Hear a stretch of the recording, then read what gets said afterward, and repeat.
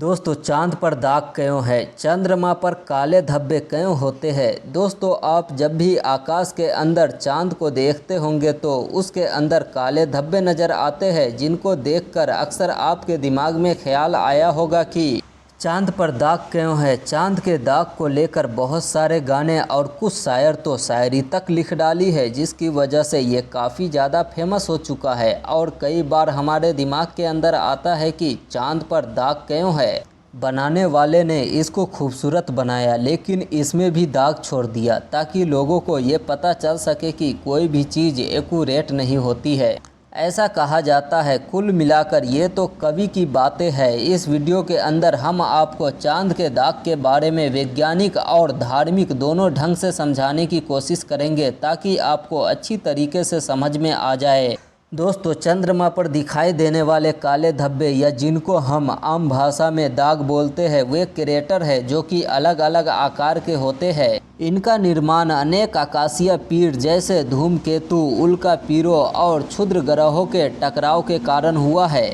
जब ये चंद्रमा से टकराते हैं तो वहाँ पर होल बन जाते हैं। यदि आप चंद्रमा को ध्यान से देखेंगे तो आपको उसके अंदर कई सारे काले धब्बे नज़र आएंगे। हमारे ग्रह और चंद्रमा का निर्माण लगभग 4.6 बिलियन साल पहले हुआ था। उस समय सौर प्रणाली काफ़ी डेंजर जगह हुआ करती थी। उल्का, क्षुद्र ग्रह और चट्टानें इन ग्रहों के आसपास उड़ती थी। ये सब बहुत बार हमारी धरती से भी टकराती थी और चंद्रमा से भी टकराती थी, जिसकी वजह से ये होल पैदा हुए थे। चंद्रमा का अस्तित्व एक ऐसी घटना के कारण है जो अरबों साल पहले हुई थी। एक खगोलीय पिंड पृथ्वी से टकरा गया और उसके बाद वह पृथ्वी की परिक्रमा करने लगा। मतलब अरबों साल पहले कोई पिंड आया और वह हमारी धरती से टकरा गया। उसकी टक्कर के बाद वह इस धरती की कक्षा के अंदर स्थापित हो गया और परिक्रमा करने लगा। आपको बता दें कि चंद्रमा पृथ्वी के गुरुत्वाकर्षण के क्षेत्र में फंसा हुआ है।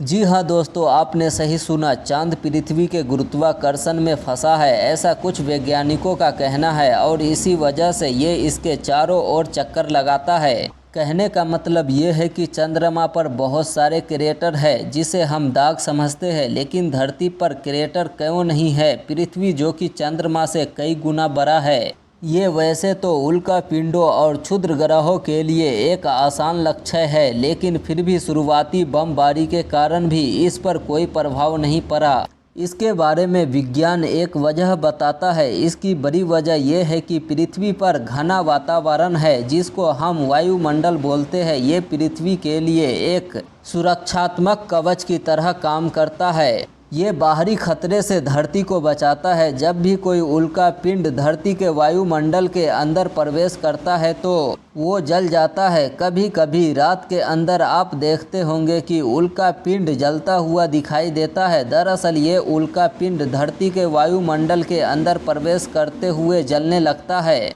और बीच में ही समाप्त हो जाता है। आप सोच रहे होंगे कि हम कौन सा उल्का पिंड के बारे में बात कर रहे हैं, तो सुनिए, उसे आम भाषा में हम लोग टूटता हुआ तारा कहते हैं। उसे ही उल्का कहा जाता है। जब वह पृथ्वी पर गिर जाता है तो उसे उल्का पिंड कहा जाता है। प्राचीन निर्माण काल के दौरान चंद्रमा और धरती पर समान रूप से बमबारी हुई थी। धरती पर क्रेटर इसलिए नहीं है क्योंकि अधिकतर उल्का पिंड जल गए थे। दोस्तों चांद पर दाग होने का सबसे बड़ा कारण वातावरण भी है। चांद पर वातावरण नहीं है। यदि आप वहां पर कोई भी लाइन खींच दोगे तो वह अनंत काल तक वैसे ही रहेगी जैसी आपने लाइन खींची है। लेकिन बात करें धरती की, तो यदि आप यहां पर कोई क्रेटर खोदते हैं तो कुछ समय बाद हवा, टकराव और जानवरों और मनुष्यों के द्वारा अपने आप ही भर दिया जाएगा। यदि आप यहाँ पर कोई लाइन खींच भी दोगे तो वह अपने आप ही मिट जाएगी, क्योंकि हमारी पृथ्वी पर बहुत सारे चीज़ों का वातावरण है, जैसे कि हवा, पानी। ये किसी भी चीज़ पर अपना प्रभाव डाल ही देती है। कुल मिलाकर चांद से कोई पिंड टकराता है तो क्रेटर वैसा का वैसा ही अनंत काल तक बना रहता है, उसे कोई मिटाने वाला नहीं है। ये क्रेटर ही काले धब्बे के रूप में दिखाई देता है, जिसको हम दाग कह सकते हैं और कहते भी है। दोस्तों कनाडा के क्यूबेक में एक अंगूठी के आकार की झील मनीकॉन्गन है जो 200 बिलियन साल पहले बनी थी, जो कि बमबारी का परिणाम थी। आपको बता दें कि चांद पर दाग को वैज्ञानिक भाषा के अंदर मारिया के नाम से भी जाना जाता है।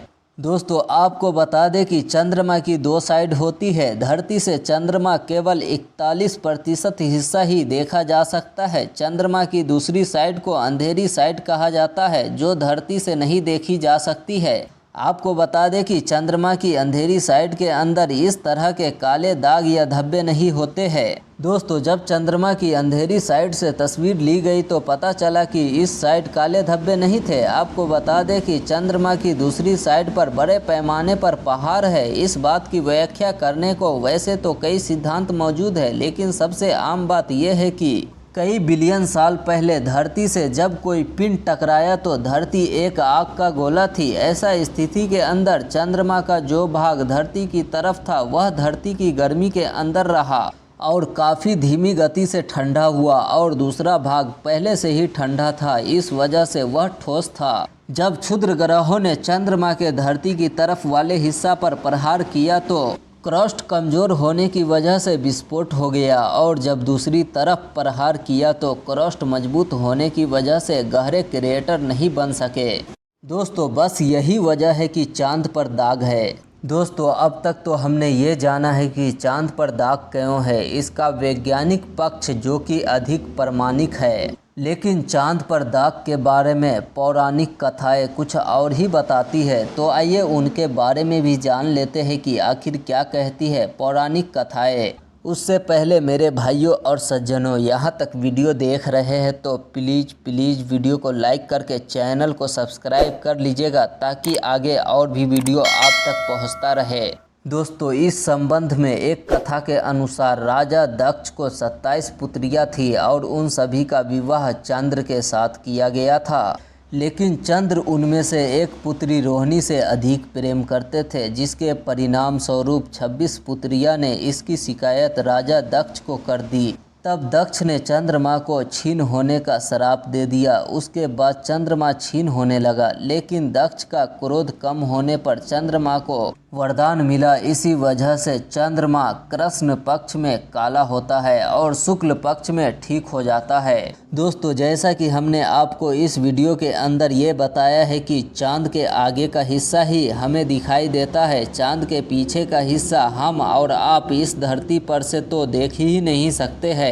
अगर आप जानना चाहते हैं कि चांद का पीछे का हिस्सा कैसा दिखता है, तो अगर आप लोग कमेंट करेंगे तो उसके बारे में भी जानकारी इकट्ठा करके मैं आपको ज़रूर बताऊंगा आने वाला वीडियो में। मेरे भैया और सज्जनों, यहाँ तक वीडियो देखने के लिए बहुत बहुत धन्यवाद। वीडियो को लाइक और चैनल को सब्सक्राइब ज़रूर कर लीजिएगा, क्योंकि आपका एक लाइक एक सब्सक्राइब हमें बहुत ज़्यादा मोटिवेट करता है। उम्मीद करता हूँ आप ज़रूर करेंगे। मिलते हैं फिर अगले वीडियो में। जय हिंद, जय जवान, जय किसान।